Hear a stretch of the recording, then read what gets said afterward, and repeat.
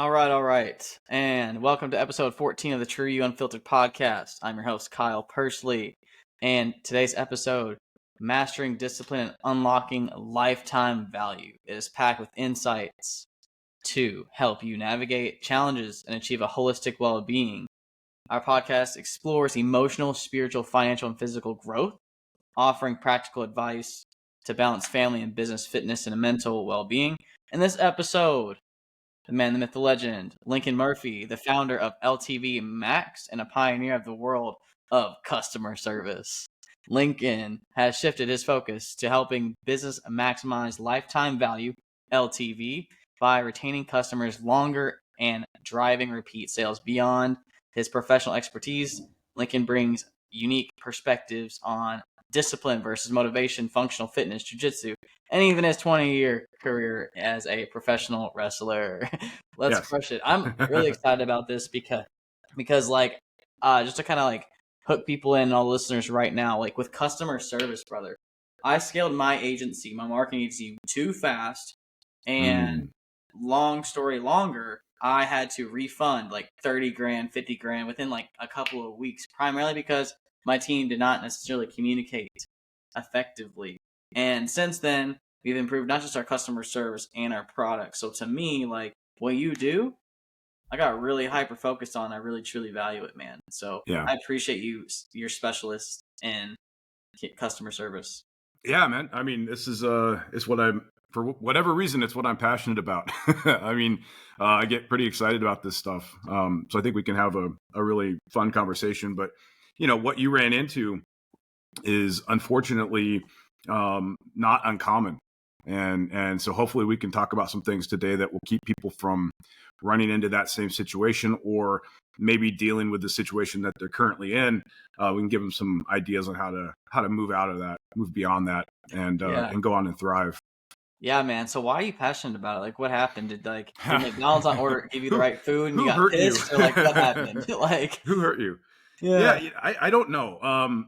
I go back to, I've tried to figure out my origin story when it comes to this idea of customer success. And there was a time where I was working, I think goes back to a time when I was working in for a company called McKesson, which is a big, like one of the largest companies in the world. We were on the pharmaceutical distribution side, and I was doing supply chain management stuff, really kind of boring. But we were working with our partners, and it was really in that environment that I saw like this whole idea of like, we're in this together. Well, when you actually are working in a supply chain, you realize, gosh, we really are actually in this together. If we're not working in the same direction, like things aren't going to work real well. yeah. And I got out of that business. I quit once I realized that it seemed like maybe we were building a system to create what became the opioid epidemic.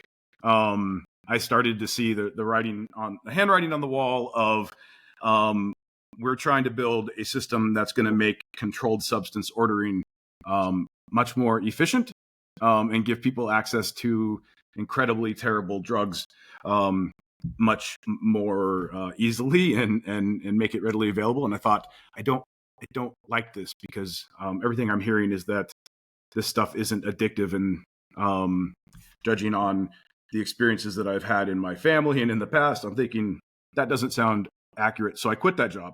But I really liked the whole idea of this sort of network centricity, this joint accountability, all this stuff, we're working together. And around that time, SaaS was starting to become something.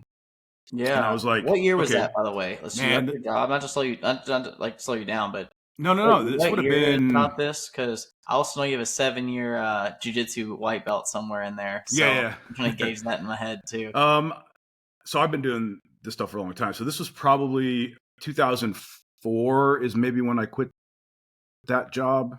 Okay. So a long time ago. But so SaaS, I think at the time, I'm not even sure if we were calling it software as a service. It was just like web-based software. But I saw this idea that everybody's sort of logging into the same system, right? And there should be some intel that we can gather from that. And also, Like, it's cool that we're getting subscribers, but like, I think there's a lot of value in the subscribers that we have to like grow them, to like get more money from them. I mean, I would, I'm not some altruistic, like everything's got to be like charity. Like, no, this is business. Like, how can we make more money from them? And that was one of the things that I was doing in the supply chain management world. It's like, how can I get our end customers to, or our partners to get their end customers to buy more?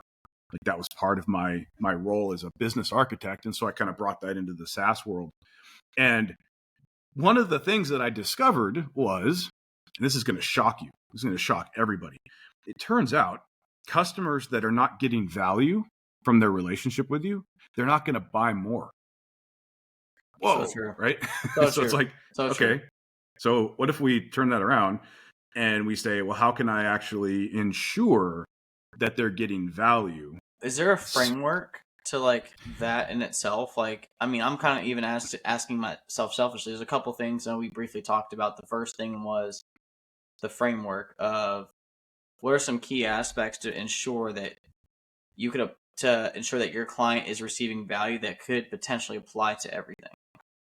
Yeah. So back then, there really wasn't. I mean, I don't know that I'm the first person in the entire world to ever come to the conclusion that in order for a customer to want to, number one, stick around longer, just either as, if they have a subscription, to keep paying you, or if it, if you sell coffee, like to come back tomorrow and buy another coffee from you. If first we have to get them to stay longer, and then in order to get them to do that, we need to be providing some sort of value, and then we need to be able to obviously at some point get them to buy more, and to get them to buy more and more often, and all of that is predicated on the fact that they're getting value. But at the time, again, I don't think I'm probably the first person in the world to come up with this, but there wasn't. Probably not, but I think you bringing it to light is kind of important. I mean, I think so. I mean, I'll give myself that. But I mean, I think it was something that a lot of people have had this idea of like, okay, we should be able to get more value from our existing customers. But at the time, there was certainly not any well-known framework for doing that. So, I mean, I kind of set out to make that happen, to kind of put together some way of thinking about this that would at least start moving us in the right directions, so that we can start getting more value from our customers. And the way that we do that is we provide more value to them. And somewhere, I haven't been able to pin it down exactly, 2012, maybe a little bit earlier, I stumbled onto this term called customer success. I don't actually know where that term came from. And I think at the time it was sort of like lowercase customer success. Like, people were just talking about making their customers successful. And I was like, that's it. That's cool. That's something we can like latch onto as a goal. I want to make my customer successful. And of course, what success is going to look like for my customer in this business is going to be different than your customer in your business, but we can all sort of agree on that. And I think I might have been the first to capitalize customer and capitalize success, make it a term. Okay, where was that turning point, you think, with customer success turning point? Like, you are analyzing that that a lot of companies are, I guess, losing customers, or at least not getting them to buy it multiple times. So obviously the cost per acquisition is going up. Yeah. And money is slowing down. Those are two things you definitely don't want to have happen in a business. Right. So customer success, yeah, like what are you doing there? Well, so in a lot of ways, I didn't really change what I was doing. It just now had a label. Right? I mean, I had this idea that, again, we're sitting on what would seem like would be a gold mine with our existing customers. But upselling or expansion, as I refer to it, so upselling, cross-selling, whatever, getting your customers to buy more, historically has not been super successful. If you look at, and the reason, I mean, like, it should be awesome. It should be predictable. It should be whatever. But in a lot of companies, it's usually not. It's one thing I do when I go talk about this. If I'm keynoting somewhere or whatever, I'll have. I just did this in like Brazil. I did it in Stockholm. I did it in the U.S. Like there's like all within a couple of weeks of each other, and I got the same response in 3 very different parts of the world. I said, raise your hand if you've ever tried to sell something more to your customers, you or your team, right? Have you ever tried to sell something more to your customers than what they originally bought? Everybody's hand went up, right? I said, now keep your hand up if that turned into something that's repeatable, something that's sustainable, something that's scalable, a scalable process for selling your customers consistently more than what they originally bought. And almost every hand goes down. And those who kept their hands up, when you start talking to them, it turns out like, well, they didn't. It's still not really working out like they thought it would. And the other people that kept their hand up just didn't hear me say the other part, so they mistakenly kept their hand up. Oh man, God right? bless. But Yeah. it's one of those things where, okay, so why is that the case? Why, if I'm trying to sell more stuff to my existing customer, is it not working? Well, it's because we generally and historically have treated it as like a one-off thing. Like we're going to do a campaign. We're going to blast our customers with this new thing we have. And, if we hit on some customers that are ready to buy, great. And if everybody else will just ignore it. There's so many things wrong with that. Everything from you're teaching your customers to ignore you, which is like not a good thing. But also you're showing them that you don't care. You don't know what's going on with them. You're just making them an offer that is not right for them at that time. Yeah. It's off-putting, at least, right? Well, what comes to what comes to mind just overall is like what we've implemented, at least you'll probably hope you make you proud with this statement. Actually, it's like when we found out our issues, we implemented something called a support ticketing system, and they just fill out a form, and we're able to get just either one-off problems or consistent problems, or maybe they're not even problems. It's more of just like a feature that could be built into, because this is kind of going into a little bit of SaaS a little bit too, but we're kind of seeing repeatable things which turn into additional services. Mm-hmm. Or in this case, if it's a higher done for you service, it's outside of SaaS, maybe it's a combination with SaaS, I guess you could say, or there's like that done for you element. It's like, well, we need to get business owners to stay in the game longer. That's the whole thing. And I'm in the financial niche. So I'm just trying to give you a little bit of context with that. So like, we want people to do these educational webinars for a very long time. So then instead of us having to promote for them, we can enable them to actually do it themselves a lot faster without having to be a tech person. Mm-hmm. So we found a lot of this data of like, yeah, it's cool that we can keep them for a year, 2 years, but then maybe a drop off, which is actually pretty good for like this type of business. Like typically 3 to 6 months, you're like gone. Oh wow, okay. I mean, at the end of the day, is we were able to find this data through getting them a new offer, but we knew they needed that offer because of that data. So I love what you just said there in terms of like, hey, you don't even know what's going on with your customers. You're teaching them to ignore you and all these things, and not being self-aware of them, or customer aware, I guess you could say, on that front. So I really do resonate with what you just said there, man. Yeah, I mean, and so what you're talking about there is exactly where we need to be going, which is instead of just blasting your customer list and hoping that some of what you said sticks to a few of the customers and they buy more, we, especially today, I mean, if we go back a long time ago, we didn't have visibility into where our customers were and the progress they were making and that kind of stuff. And so, if we wanted to sell more to them, one could make the excuse that just blasting out an offer would somehow be okay. I still think there were probably ways that you could do things on a more individual or cohort your customers a little bit better, whatever. But maybe you could make that excuse in the past. But nowadays, that's just not acceptable. We have ongoing relationships with our customers. We know, and not just in SaaS, but in a lot of businesses. Even think about I go to Target a lot, and I use their app, and They know more. Target knows more about me than than like my family. And like so, Right. they know probably pretty close. When I'm running out of cereal, they're gonna be like, "Hey, you need to come back and get some more cereal." So like, even in a transactional business like a grocery store or a department store or something where there are apps and things like that, we have a lot of really awesome information about our customers. So even in a transactional business that historically we wouldn't have had any customer data to go off of, we have that now, right? E-com, whatever. So especially a SaaS business where you have visibility into literally what your customers are doing, the progress they're making, you should be able to put an offer in front of them at exactly the right time. So like I talk about progress milestones. So as our customers move through various progress milestones, I know that some of those progress milestones are going to have an associated expansion opportunity with them.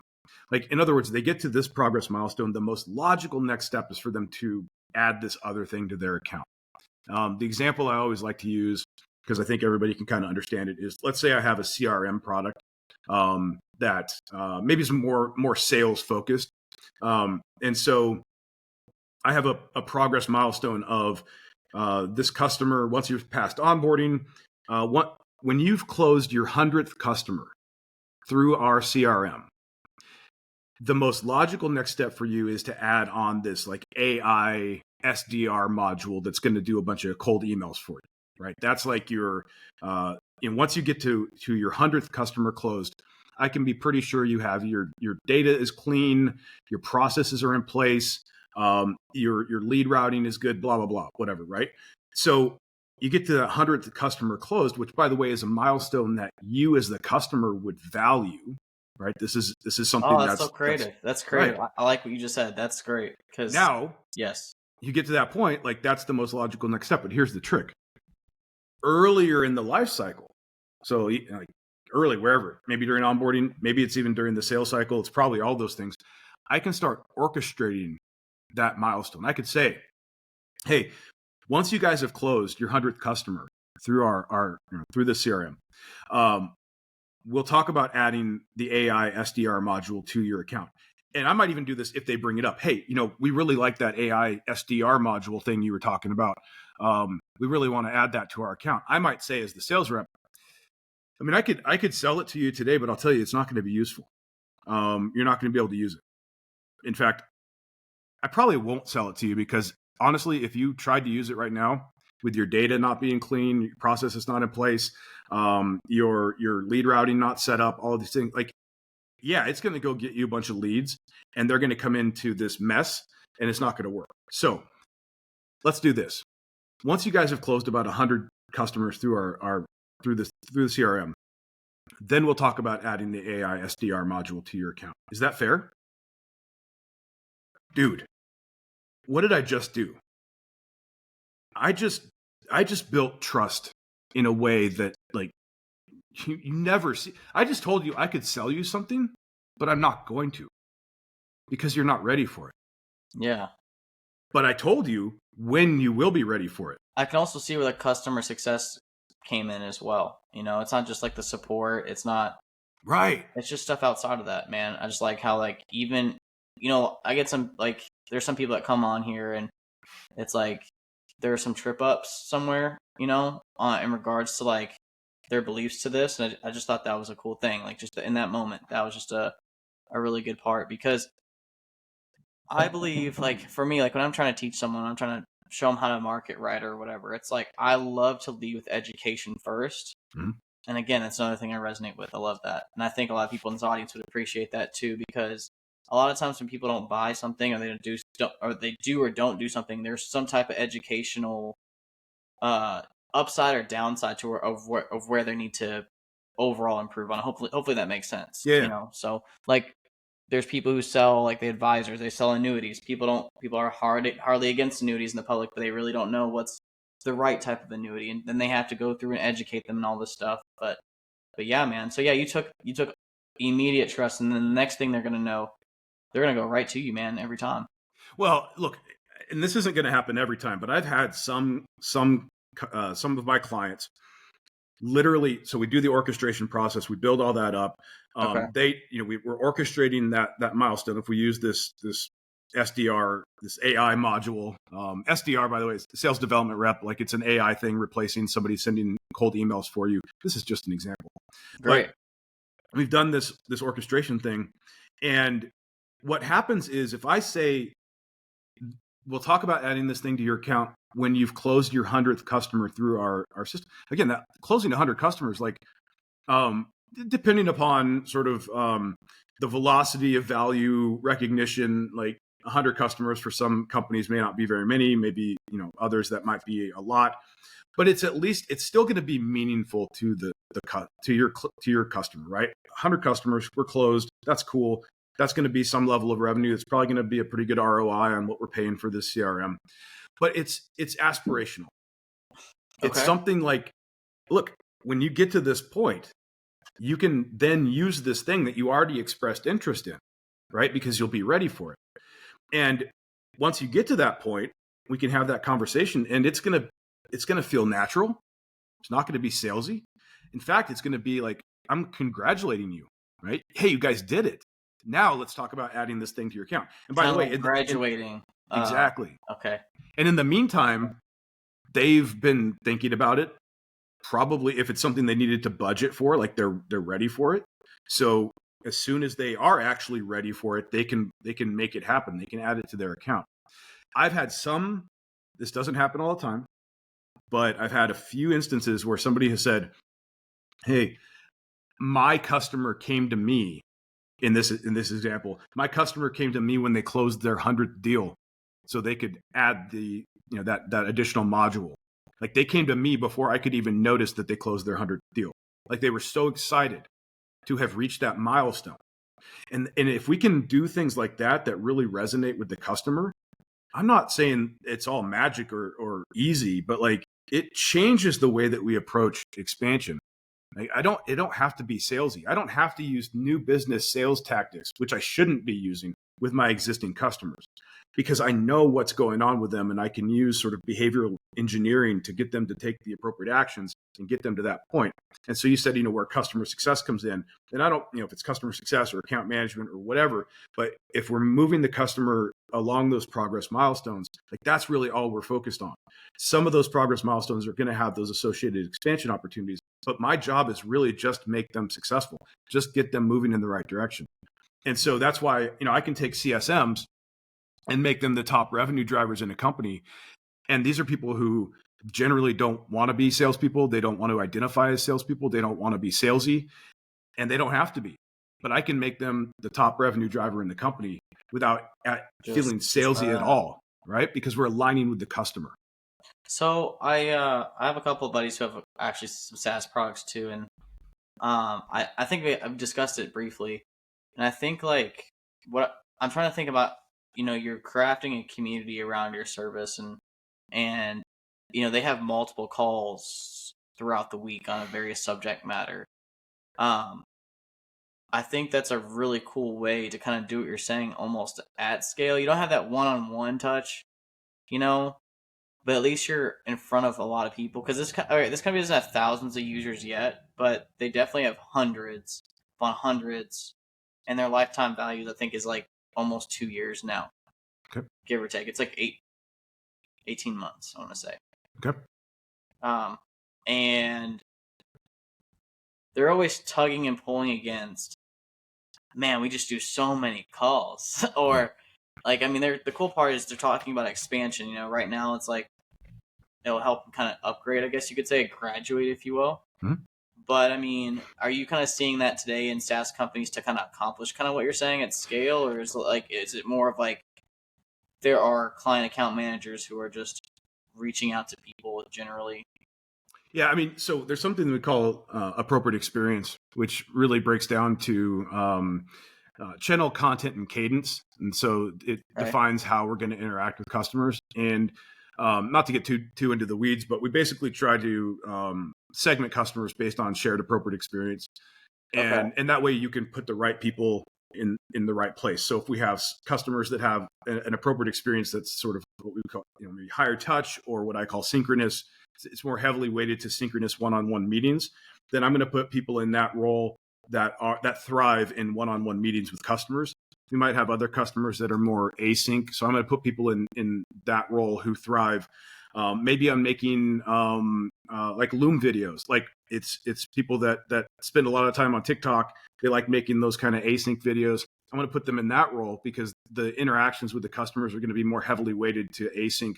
We're still going to have some synchronous engagement, but most of that's going to be just some videos, email, chat, whatever. And we can segment in other ways.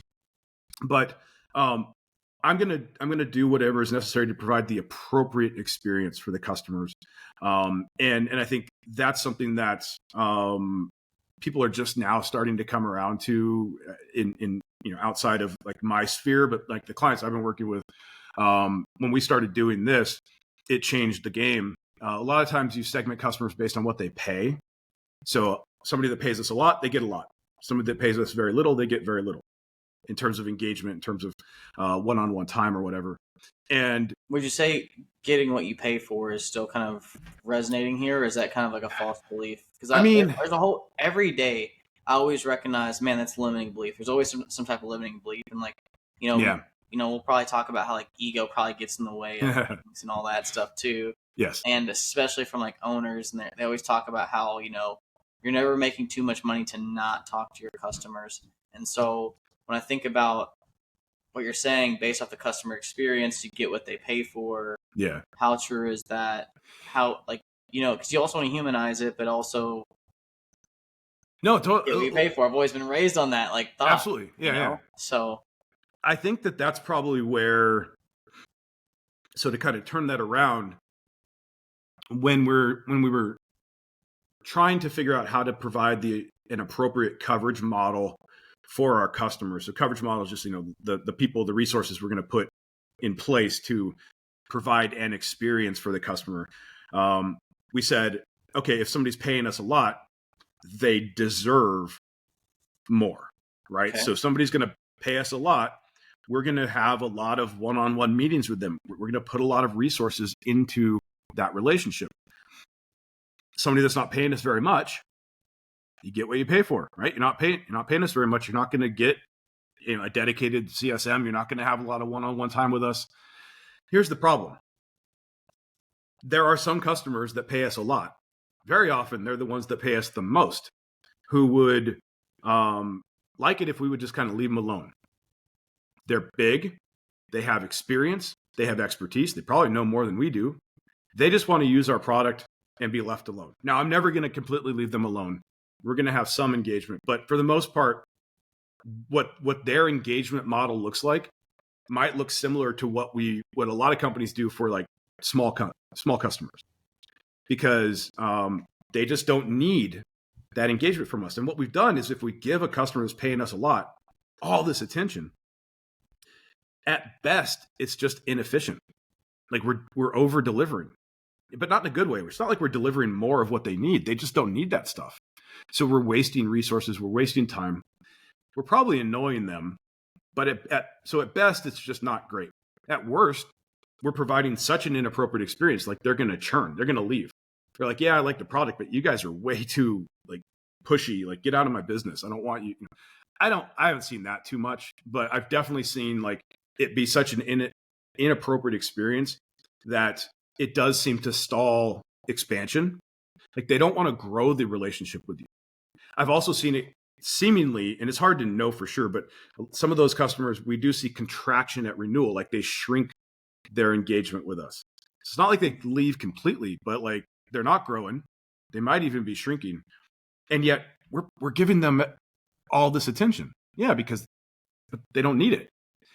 That's pretty common.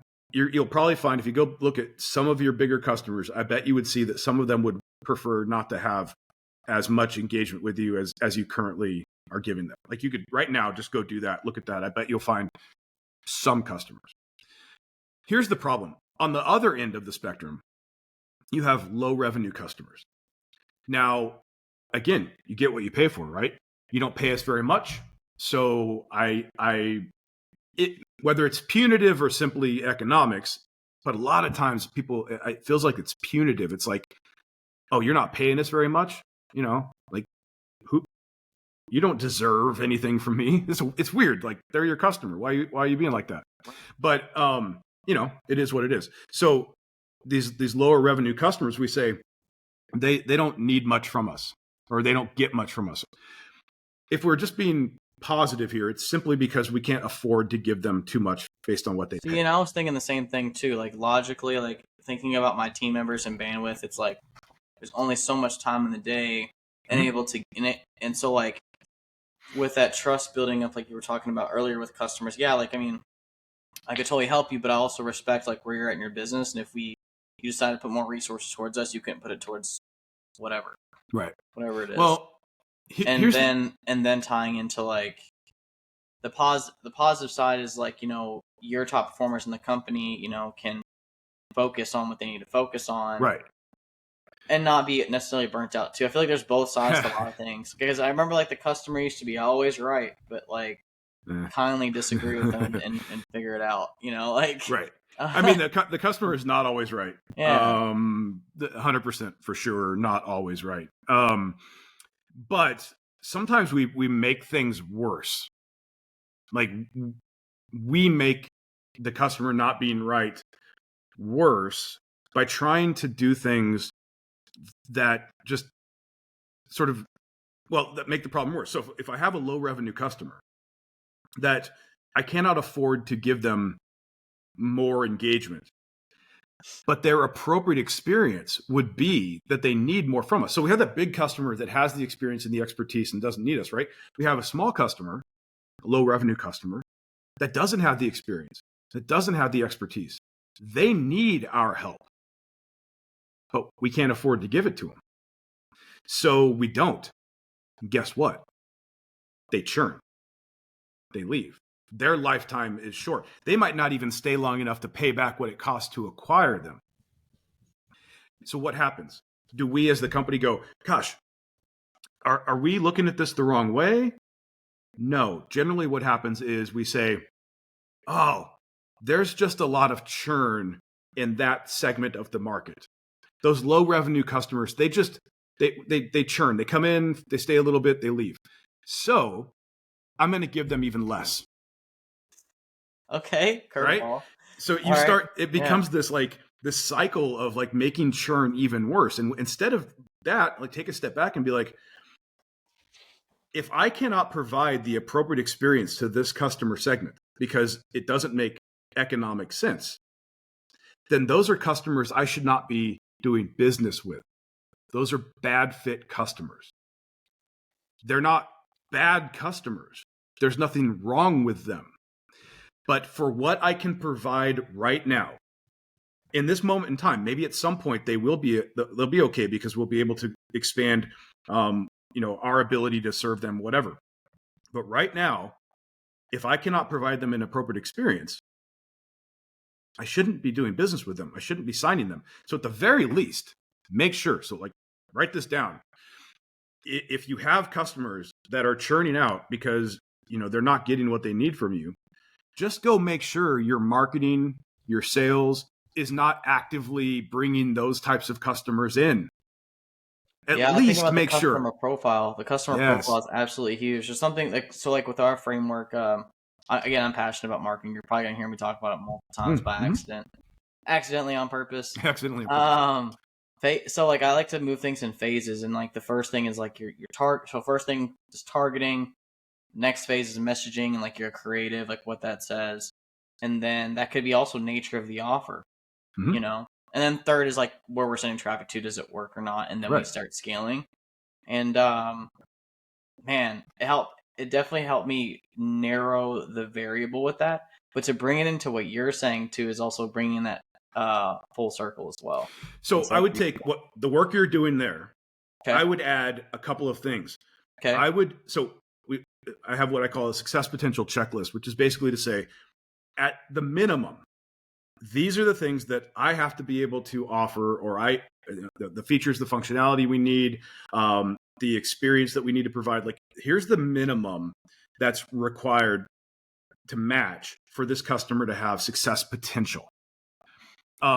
If I can't check all the boxes, then that customer doesn't have success potential, or on the flip side would be a bad fit customer. Like if I bring them in, something is going to be off. Something is going to be missing. Either it's, again, features and functionality of our product or service. It's our inability to provide the appropriate level of experience, whether that's support, whether that's engagement, whether that's training, whatever. Like we're not able to do that. So if I bring this customer in, they're not going to be successful, which again, from an acquisition standpoint, I mean, I can probably talk people into signing up, but if I can't even I can't even get them on board. I can't get them, to adopt this thing. I can't get them going. Like it doesn't matter if they don't stay long enough to pay back what it costs to acquire them. So this isn't just a post-sale thing. This isn't just a customer success thing. This is a lifetime value thing. It all starts at acquisition. So at the very least, have a bad fit customer checklist. What are the types of customers right now, based on what we know? What are the types of customers that cannot be successful with us? Just have that as a checklist. And then do a sanity check against all of your marketing, all of your sales, all of your ads to make sure we're not actively working and paying to bring in customers that are a bad fit. Mm-hmm. At least do that. And a lot of times we don't even do that because it's like, oh gosh, I just want as many customers as I can. And I get that. But I'm not telling you to slow down acquisition. I'm not telling you to it's quality over quantity. No, why can't it be both? Why can't I bring in more customers who are a good fit? I think we have to be deliberate about this. I think you talked about, for me, you're nailing it. I don't know if it's for the people listening or not, but it's just like, I feel like you are primarily because you talk about the appropriate, I say appropriate experience. Exactly, appropriate experiences. So that's what I'm getting at. Mm-hmm. Because, how can you self-liquidate your marketing in my world? Mm-hmm. Then how can you get a customer for cheaper, at least get them in the door to the next level, have a pool of people to launch that event, that in-person event, that mastermind, that next level of service or expansion is what you'll call it. Exactly. Yeah. Or I call it sometimes ascension path. Like we're putting that customer on an ascension path. And here's the thing, you said something really interesting there, which is how can I get that customer for cheaper? Which is definitely one of the things we're always looking for. But there's also the idea of like, well, what if I could get a customer in and put them on that ascension path and get them to buy more often? So instead of, if I'm going to get a customer that comes in and pays me $1,000 in the first year, what if I can get them, work these progress milestones and get them to buy an extra $500 thing 3 months in, and then another $500 thing 9 months in. So at the end of the year, they've added $1,000 in revenue. We've doubled doubled the revenue for that year. They're worth $2,000. I go back to 6 months in, they're paying me, essentially, $1,000 in that 6 months. Could I have spent more to acquire them? Right? Maybe. So now I can go out because I have this thing down. I have this ascension path down. I have this orchestration down. I have all of this operationalized. I have faith in the fact that a customer that comes in is going to grow. So I know that I can outspend my competitor to bring in more customers because I know I'm going to pay back the customer acquisition cost faster. Now, is this like typically when a customer has like their first offering down? Like, because like what I think of is like, that one offer, that one result, that one solution type of thing in the beginning. Mm-hmm. And you just sell it a whole bunch of times to get that to your first $1 million run rate, is what I'll call it. Right, 100K right. a month, 85K a month ish range, and then you're able to kind of expand into those.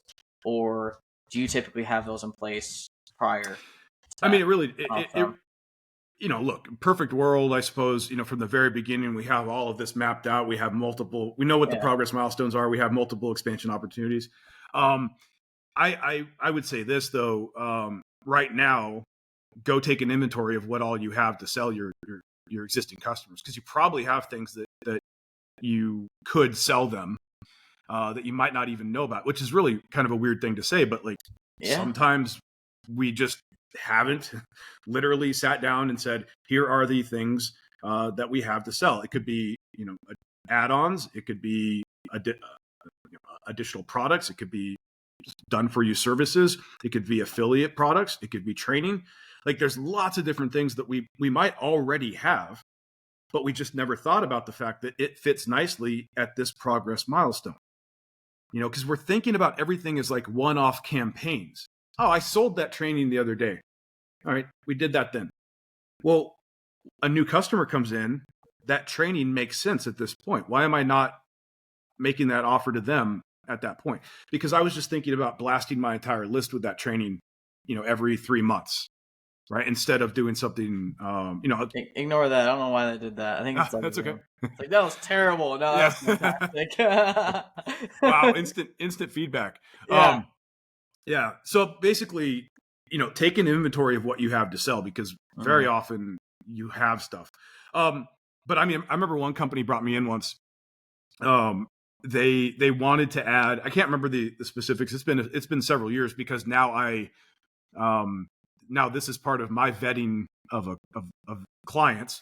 Okay. That I didn't do back then, which is crazy. It seems so obvious, but they brought me in because they wanted to add, I don't know, like $1 million in revenue over the next year through in expansion revenue, because they were trying to go for another round of funding or something, and they wanted to like grow their revenue from their existing customer base.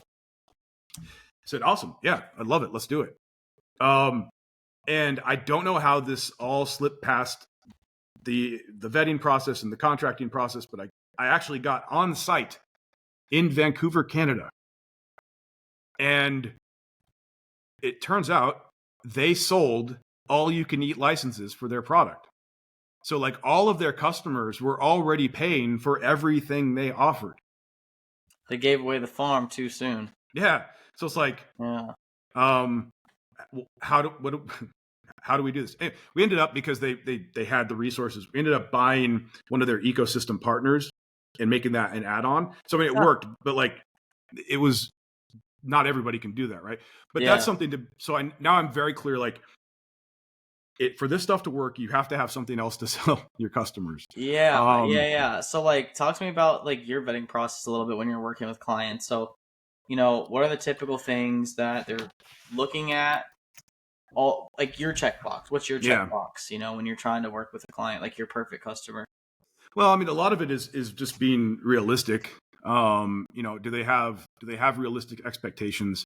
And doesn't mean like that they think, or that they're thinking small. That's not the point. But just, do they have the resources internally to do the things that they want to do? Do they have a clear idea about where they are? You'd be surprised, or maybe you wouldn't. Like, we want to do this, but we don't know where we're starting from. Well, if you don't know where you're starting from, I don't know how to help you, right? So it's just things like that. But I mean, I've had some situations where, it's one of those things that I go back and try to understand.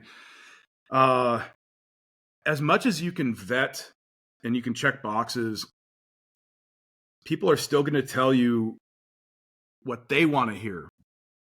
And you will still occasionally have somebody slip through the cracks. And those things are few and far between, but I mean, they sit with me, because I'm like, man, where did I miss the mark? Where did I not pick up on what they were saying? Or how did I not realize that they were just telling me what they thought I wanted to hear? Right. And then, you start working with them, and they're not making the progress that you need to make. They start ghosting you, and you're like, this is wild. You've paid me. Why are you not engaging? And that happens. And this is one of those things where regardless of the type of company, it's like, people are paying us. Like, why would they not engage with our product? Why would they not engage with our service? Why would they not engage with me? I think it comes down to, change is hard.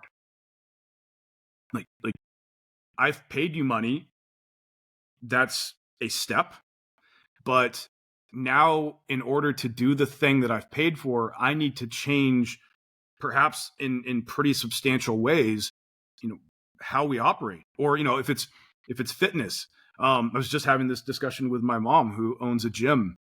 And, she was, she texted me the other night. She said, I've had people, come in and do, basically she calls them interviews. She will interview them because it's a very high touch gym, like lots of help.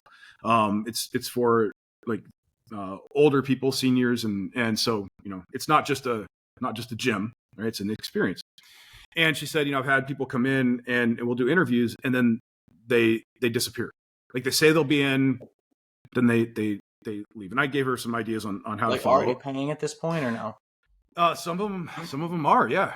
Okay, wow. And I said, okay, so getting their money is not enough to motivate action.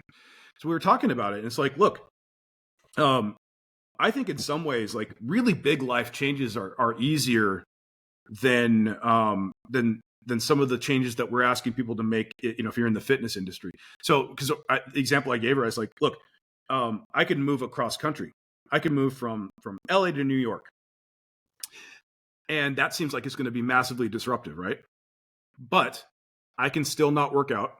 I can still eat terribly. I can still smoke. I can still drink. I can still do all the things that I do that are bad for me, or that have, that are not going to get me the fitness or the health results that I want, even though I made this massive change. So it's like sometimes the smaller asks are the harder ones, like smaller, because they seem smaller, but they're the things people do on a daily basis. So somebody comes in and says, for her crowd, literally a doctor will send them to her. And the person will say, doctor said I have to lose 50 pounds or I'm going to die. She's like, all right, well, let's do this. This is what we're going to do. And then they say, yeah, this is great. Let's go. They leave and they don't come back. It's like, are you serious? The status quo bias is so strong that you would rather not change your ways and die than make these changes. And so that's what you have to understand. Like on that level, on an individual personal level, like those changes are hard. And then on a business level, somebody comes to you and says, hey, I want you to help me, acquire more clients and blah, blah, blah. And you say, okay, this is what we're going to do. And then they don't do it. And you're like, what the Yeah, dude. Like a lot of times, like even in coaching programs I'm a part of, or I've been a part of, it's like the guy who knows what to do gives you the game plan, and like few will implement. And like the people have to have, like, people are different, but I will say this, like there are personality tests out there, like the Colby, the predictive index tests. But I think something that's super important is like those quick wins. Like you're able to kind of see like those that piece of momentum, and then hopefully around that you can kind of build off of that. And I feel like when that doesn't happen, you're just another, I'll say, Planet Fitness. Like unfortunately, like their business model's great. They keep their people paying multiple times. Now, visiting the gym is a different story. Right. That's not their business model. Is not completely different from what you're talking about. Their business model is not getting people to come in and work out. Yeah. Their business model is getting as many subscriptions and then keeping those. In fact, the whole thing that's coming up, it's already in place, but it's not going to be enforced until May, which is this thing in the U.S. that the FTC put together, was click to cancel. I remember you briefly talking about this before that. I mean, who knows how things are going to shake out here. Yeah. But assuming that doesn't get affected by all of the changes in the government, starting May 15th, I believe, enforcement is going to start happening. And basically what it means is that any subscription service, regardless of how you sign up, there has to be a button to click to cancel your subscription.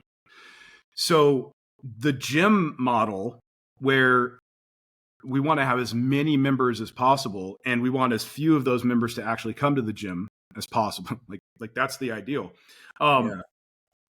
Where they have a lot of zombie members. Like I think as soon as this goes into effect and enforcement starts happening, and so Planet Fitness or any of those people have to put a click to cancel button on their I think they're going to lose a ton of members. I'm worried about that at the jiu-jitsu place that I go to. They use a martial arts school specific CRM, and Yeah. I think that CRM is probably going to add a click to cancel button so that their schools are in compliance, so that their clients are in compliance. But right now, if I have to, if I'm signed up for jiu-jitsu and I'm not going, and I get, the first of the month comes and I get charged, and I'm like, I really need to cancel this. I'm paying, but I'm not going. Right now, I have to go down to the gym and I have to talk to the guy at the front desk and basically tell him I give up. I'm quitting. Right? I mean, that's what I'm saying. Yeah, especially in that culture, man. Exactly, right? Different. That's what I'm saying. Different. Like, right. You've been training for how long now, and you're just gonna not do it? Right. There's a lot of and I don't agree with that. But there's a lot of like alpha male, like, bro, what, like you're weak. So right now that pressure is there. As soon as that goes into place and that CRM adds the click to cancel, now people don't have to go down and admit, that they're giving up, which is stupid. But like the point is, like, that's keeping people from. I know what you mean, though. It drops the point across, and it's like exactly. There's that. I tell you what, you talked about the FCC briefly too. I mean, all this texting, the text marketing stuff too, with all the campaigns talking about different offers and all that jazz, like getting even tighter and tighter now, man. I was talking to my guy today, and we're talking about how sole proprietors with like the A2P or like the TLC law thing. It's like sole proprietors it's cracking down on them even. Like they have to have an EIN number. Right. Or some type of something in regards to that, just so they can get approved faster. They have to kind of jump through hoops. Not that it can't happen. It's just like no, but it's a process. Conversations around just instead of getting a local number. That's what I'm referring to. Is like the local number versus a toll free number. A sole proprietor can't necessarily get. It's harder for them to get a local number for their business. As a result, this is new information I found out today, and apparently they spent so much time like looking into it. And the FCC is definitely looking out for the consumer, I would say. And look, that's good. That's good. Yes. Yeah. Okay. But as a business owner, if you've been relying on spammy tactics, then you're going to have to figure out a different way to do it. If you've been relying on a large cohort of zombie customers paying you without consuming your service, you might be in trouble. You never should have let that happen in the first place. But, it's one of those things that's it's nice.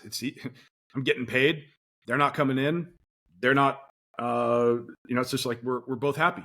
And the thing about the interesting thing is and I don't know that this is true with jiu-jitsu. It might be, but certainly like a gym membership. I think and I feel like I read this somewhere, and it's been a long time ago. So I don't think I just made this up. But there's like psychology around gym memberships versus anything else. That's like, I feel better about myself. I feel healthier just having a gym membership. Like you don't necessarily like you're invested almost. Like there's that. It's different. I feel because like you look at like the pillars of like your life. I mean, and it's funny like health, wealth, love, happiness. Like if people, the day-to-day person, it's like if they had a I mean anything outside of like you're saying, it ties into a lot deeper. It's just definitely a lot deeper than having unfortunately like a mentor of sorts. Maybe you pay a subscription to, or community like in business, or maybe it's like a relationship coach, or going to therapy about your issues. Like it's different than those things from a physical aspect. And I guess just because I can't really tell you. I mean, for me, I remember I had my kid, Adeline. She's 3 now, and little teenager, dude, freaking crazy. Love it. But I remember the time like first having the kid, having her, and it's like, all right, no, I'm still gonna go once or twice. And this came from a guy that trained like 5 times a week. Like I'm a nut into it, man. I love it. And then it's like, man, during those moments, it's like, dude, like, what if I get a moment to go in? I don't want to cancel at the same time. I'm not Exactly. trying to quit either. Right. It's And that's there just for one you. version for me. You had your Right. whole version of like being a quitter and like I'm Well, weak. But it's just like, dude, think about that though. We just came up with multiple different examples, and yes. everyone has Yes. their different reason, man. So like, Right. Right. ooh, you hit me. You hit me good on that one. That was good. Yeah. That No, was good. but I think that's what we have to do is like look at all the different reasons why people do what they do. I mean, a lot of people will ask me like, what do I spend my time studying? I look at the latest hacks or tactics or whatever. It's like, yeah, I mean, that's all cool, but I try to spend most of my time studying like how humans operate, because at least for now, we're still selling to humans. So it's good to kind of understand why these crazy humans do what they do, and it's not always what we would think of as logical. There is some logic to it. It's just not so obvious. So that's why look at all these different biases that people have, like the status quo bias of just it's easier. Like literally, I would rather keep doing what I'm doing, knowing that I'm going to die, according to my doctor, than go to the gym for 30 minutes, right? It's like that doesn't make logical sense unless you There's a understand the deeper root, biases. man. Like, cause I was doing, I had an alignment coach. I'll have to get her on this podcast. But she taught me about all the alignment and how your beliefs, were created when you were like a kid. There had to be Mm. some type of something with their family that had to happen. Like, there's like, Mm. it always ties back to them. Of Even course. people who like, I mean, do some crazy stuff in this world. I mean, heck, you look at the news, you find that one person that did this and that and the other. And if it's true, if they're found guilty, like, look back behind it. Like, I got done watching the Robin Williams Inside My Mind thing. That was Oh, wow. interesting. Yeah. The downfall of Diddy, but also Arnold Schwarzenegger stuff and Sylvester Stallone stuff. This is all on Netflix, I believe. Mhm. You can check out the documentaries. And it's like there's always some type of link to something to their downfall or uprising. Right. And Yeah, and, I and just so watched a yeah, docu-series on Run DMC on Run Netflix. DMC. Okay, And it was I love awesome. it. I loved it. It was but it was, Yeah. each member had sort of come from a certain spot Mhm. in society and had their background, and it's what made them, like, as a combination, is what made them so good and so unique. And I think if you're talking about working with customers, sometimes we can talk about customers as an abstract thing. And Yeah. even if we segment down and find these cohorts that have a shared appropriate experience and blah, blah, blah, you still abstract them out as personas. And I get that. And there's a time and a place for that. But it's really good to understand that behind that persona, or, behind that account, you have a human person. And so whether you're getting on a call with somebody and it's the whole thing, you don't know what somebody's going through. There's sort of like their moment in time that you might talk to a customer. This is something that's popped into my mind. I don't really know how to, like, I don't know what to call it or how to refer to it, but sometimes you're going to work with a customer. Let's say you have a standing meeting with that customer every week, same time, same day. And you have a perception of that person based on that meeting. Well, what you don't understand is on Mondays at 10 a.m. when you meet with them, that's the first day after the weekend. They just had a really busy weekend with their family. They've dropped the kids off at daycare and blah blah, and like all this stuff has happened for the first time of the week. It was really, the kids have to get back into their routine, blah blah blah. So they get on that call with you. They seem kind of frazzled. They seem kind of distracted, and you just assume that person is just distracted. That person, they have ADHD. They can't pay attention. But in reality, like, it's just that moment. Like later on, like after your meeting, they get a coffee, they relax, they get into the day. Somebody that meets with them at 2:00 in the afternoon that same day is going to have a different perception of them. There's a place that I go most Fridays. I go get dinner for us, and that usually comes after. So like Friday evenings, I do a big crazy workout. It's usually like, so I have a 150-pound sandbag that I throw around. Yeah. You were talking about just Yeah. different functional workouts you'll get Yeah. into. I mean, like, or I have, I'll do farmer's carries with like 400 pounds. like when I'm done with that and I go pick up dinner, I am wiped out. Like I haven't had anything to eat probably between the workout, because I'm usually running late. So like I'm coming into the, like after they've already closed, they're waiting on me. Because my time management skills at that point are terrible. And Fair. I have no glycogen. Like, I'm like, what does this guy think of me? Like the experience that this guy has with me when he's giving me my food and I'm like delirious and I'm disheveled and I look weird. What's his experience with me versus somebody that I had a meeting with on Zoom earlier in the day when, I'm not super professional, but, I'm a little bit more with it. And I just think it's interesting that very often we don't take those things into consideration.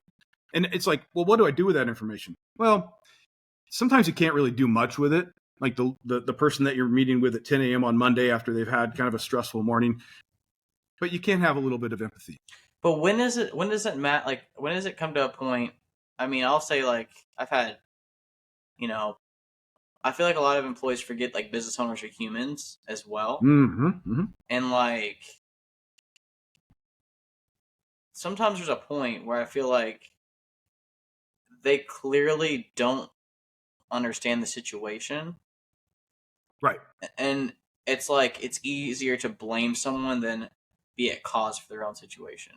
And at that point, I feel like it's either a crossroads. You're either gonna try and talk them and tell them that they're wrong, or just say, "All right, cool, move on," because it's simply less energy.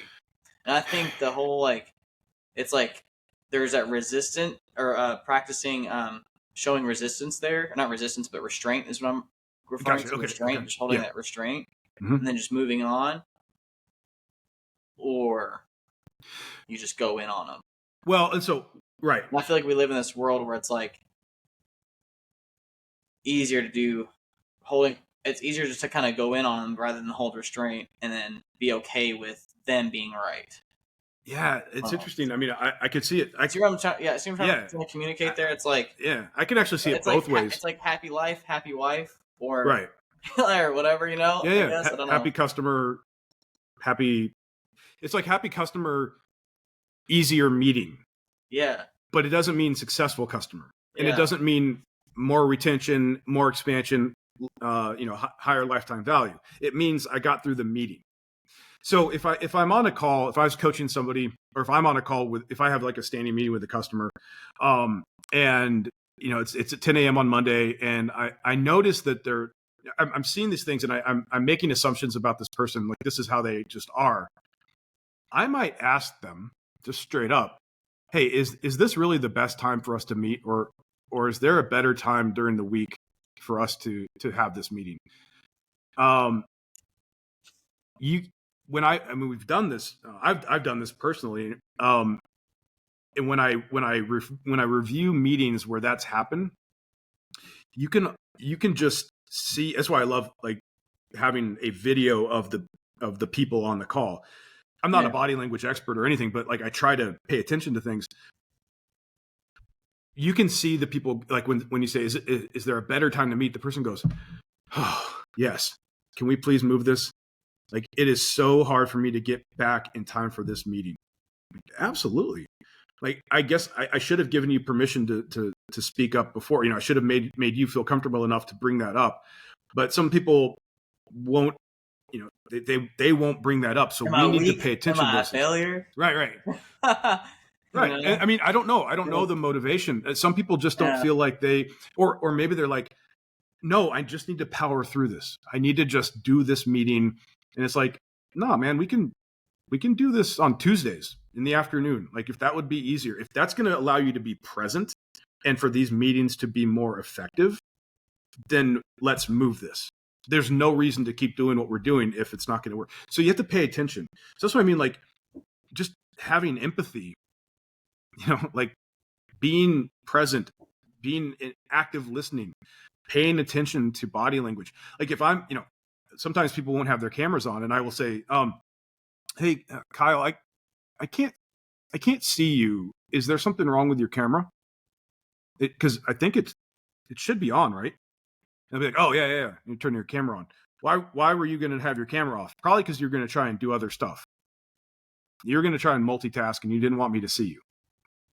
So then, if they say, oh, there's something wrong, we'd be like, well, I want to be really clear. Like, is this still a good time for us to meet? Or do you have other things that you need to do? Because I need you present. So this is where you say, instead of looking into what you do too, man, like all the consumer data that they use, just data. Have a look at data. You have to be absolutely. We got to be like present. Swimwear, baby. Yeah. You have to. You have to, man. And be like. And wait, what were you gonna say? Go ahead. Well, I was just gonna say, like, meetings are the most expensive thing we do. I mean, in terms of like our, not just our the cost of our time, but the opportunity cost. I'm talking to you, I'm not able to talk to other people, right? So I have put value on our conversation today, right? I have put value on this to say, I'm going to block this time for us, which means I'm deprioritizing other things right now. Right? That's what happens. So this is expensive, right? This is expensive in time, in terms of my actual, the cost of my time, if I value myself, and the cost and the opportunity cost. So when we're meeting with people, we need to make sure that those meetings are effective. And so we need to be assertive in situations. So instead of, it's not like we're going to just, go after them. I never want anybody to be aggressive. Like, that's never what I'm saying. But we can probably be more assertive than we are. Yeah, and it's not even to throw off the meeting. It's just it's being able to have that whole drive being on point. Yes. That way, less is more 90% of the time. And a lot of times more meetings in company just means inefficiency in the company. A lot of times too. Like, man, don't get me wrong there, but just for the people who are viewing and listening and things of that nature, where can they find you to learn more about, potentially working with you, especially I know a lot of SaaS companies in just my ecosystem of people, but I mean, customer service, customer retention, the churn. I know you and I talked about developing a process to keeping people on. A lot of people don't develop that. We didn't even get into that today, but it's definitely something I think people can really value from. I know you're on, TikTok, LinkedIn, I think YouTube as well. We'll supply the links below here, but where can they go to see you right now? Man, I spend most of my time actually just emailing my list. So if you go to ltvmax.com right now, I have a new book coming out that I'm looking for people to review it. Just to, cool. I've been in it, and I think it's pretty good. And the different AI models that I fed it to are all risen me up, and they're like, yeah, it's really good. So I think it's a good book. But it's basically on maximizing customer lifetime value. It's exactly what we're talking about here. You can go to ltvmax.com. I want at least 100 people to get it and just give me your, tell me if it's any good. Don't worry about the formatting and all that stuff. It's not gone to the publisher yet. But that's the main place, ltvmax.com. And then I'm on LinkedIn. I post there sometimes. Well, guys, I got you all here. We're trying to get this going, man. So if you all see this, for sure. Because, and remember, we're just trying to find out, in this case, we had a guy earlier on this podcast, too. Just get the product out there. It's not about perfection. It's about the one or two things that matter. Yeah. And so you got it out there. Now we just have to basically do this thing. So I'll tell you, I've been in my head on this for a while because I'm like, I co-authored a book 10 years ago. And it was not a book I was particularly proud of. It got a lot of play. It was one of the first in the customer success world. But to me, it was already outdated when it was published because the stuff was moving so fast. And and it just has a lot of baggage also associated with the co-authors. I feel that. And so this one has been a long time coming, but this has not been a 10-year pursuit. This is all the latest and greatest stuff. And I'm like, if I need to maximize customer lifetime value, what does that mean? Boom, let's just put that in the book. So that's what it is. So I really want people to give me, is this any good? So check it out, ltvmax.com. And then just find me on LinkedIn or whatever. But man, I really appreciate this. I think we could do another one probably to get into even more details. Man. Easily, brother. I appreciate you so much for taking the time to hop on. Man. It's crazy, and what I appreciate this is I always learn something new, and obviously with what I do, it's it's so easy to talk about with different things. So, and I also value, like, again, what you're into. It's not just about the business. It's about all areas, man. So again, thank you so much. And for those listening, thank you for tuning in on the TruYou Unfiltered podcast. Talk to you soon. And then it's stopping. There we go.